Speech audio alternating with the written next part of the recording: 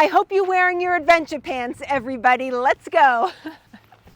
Today, I'm going to take you to 3 key sites here at the Old North Bridge in Concord, Massachusetts, that are depicted in this 1775 drawing of the battle here at the bridge. And we're going to see what, if anything, remains here on the site that are shown in the drawing. Surprise, everybody, it's me, Katie. Welcome back to my channel, where it is all Revolutionary War all the time. And today we are off on another historical action adventure. Oh, I had to rush all the way back. I almost forgot to show you the drawing. Okay, so let's check it out. This drawing of the fight at the North Bridge was sketched out on site in 1775 by 2 men from Connecticut, Amos Doolittle and Ralph Earl. Doolittle and Earl traveled to the Lexington, Concord area and visited the sites.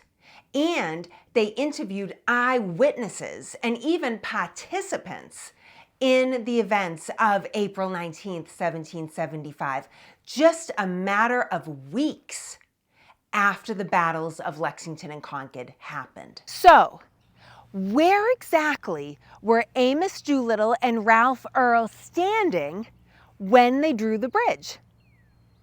Well, I'll show you.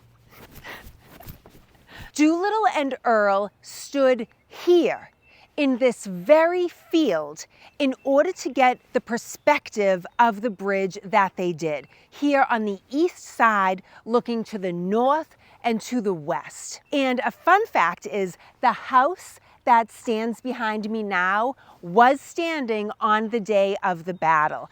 That house is known as the Old Manse, and in 1775 it was owned by the Reverend William Emerson of Concord, and he was the grandfather of the 19th century poet Ralph Waldo Emerson.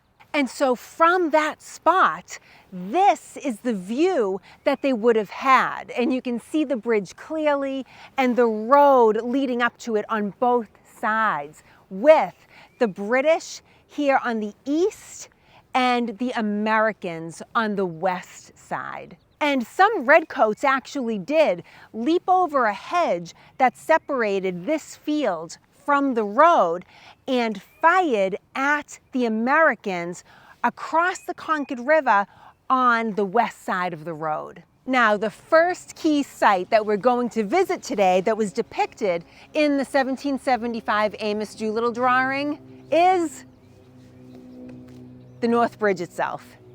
And the North Bridge has been rebuilt several times over the past 250 years. And even in 1775, it had been rebuilt several times in the decades preceding, or even the century preceding.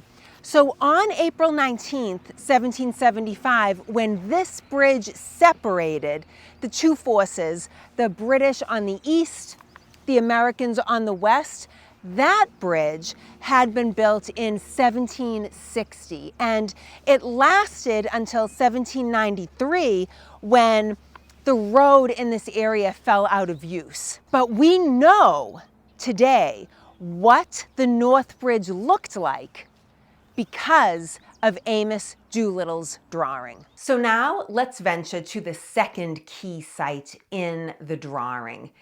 These little sketched lines right here, this small black detail that you might have not even noticed. This is the home of a captain of one of the Concord Minute Companies who fought at the bridge on April 19th, which, as you can see, was practically in his own front yard. So are you ready to go to this very spot in the park and see what's there? I am. Let's go. So we're on the way to Captain David Brown's house, and we're still inside MinuteMan National Park, but we're a little bit off the beaten track, maybe 1/8 of a mile or so west of the bridge, and I just wanted to show you. It is absolutely beautiful. So Captain Brown's house no longer stands, but the park has some of the foundation of his house here enclosed behind this fence. So let's check it out. All right, I've absconded with the camera because I wanted to give you a better view of the foundation and zoom in. And what I'm fascinated by is how the stones fit together like pieces of an over 250-year-old jigsaw puzzle put together by some long ago hand. So it was here, with the North Bridge practically in his front yard, that Captain Brown lived on April 19th with his wife Abigail and their 10 children. He was 47 years old on April 19th, and his 19-year-old son, Purchase Brown, actually served in his minute company with him. Now, Captain Brown's house may not have survived, but he did. Captain Brown survived the day and lived to be 72 years old, passing away in 1802. And a fun fact about his wife is that she lived to be 99. Woo! That was fun. Well, I hope that you all still have your seatbelts fastened, because we have got our third and final destination on the Amos Doolittle drawing, the home of Major John Buttrick. And it was he who led the American militia down the road to the fateful confrontation at the North Bridge and gave the order for the Americans to fire upon the British troops for the first time in history. You can see his house here on Doolittle's drawing. It's up the road and maybe about a quarter mile beyond the bridge. But does his house still stand? Will we be able to find it? Well, you know what we have to do, right? Let's go find out. So Major John Buttrick was given command of the troops of the American militia who all responded here on the 19th. And some of you who may have seen my previous videos on the North Bridge and on the muster field in particular know that it was in the muster field that all of the militia companies from Concord and the surrounding towns all came together to observe all of the British troops who were guarding the North Bridge. And I have a video on that. So an interesting thing about that muster field is that it was actually the cow pasture that belonged to Captain David Brown. And here it is, Major John Buttrick's house. It is located right across the street from the visitor center at Old North Bridge, but it is not open to the public.